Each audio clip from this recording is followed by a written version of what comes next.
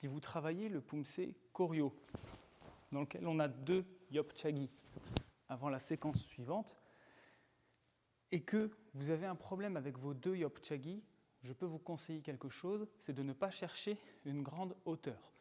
Alors, ici je suis relativement froid, donc je ne vais pas exagérer dans tous les cas, mais très souvent on cherche à faire une frappe qui est haute, parce que nous, on trouve ça plus impressionnant, et donc on pense que si c'est plus impressionnant, c'est ce qui est attendu, et c'est ce qui va plaire, sauf que si on ne fait pas de compétition, ce n'est absolument pas le cas.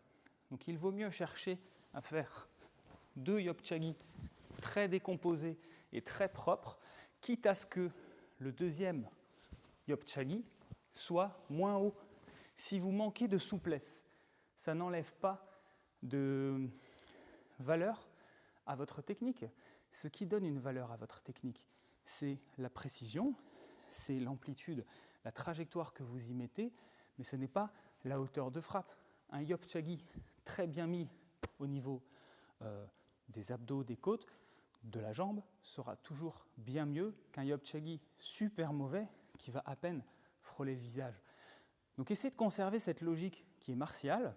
On ne cherche pas une hauteur pour décorer, on cherche à avoir une trajectoire qui est logique et dans laquelle nous, on est en capacité de frapper véritablement. Si je suis au-delà d'une hauteur à laquelle je suis en capacité de véritablement faire une percussion, c'est qu'il faut que je descende le niveau, la hauteur de frappe.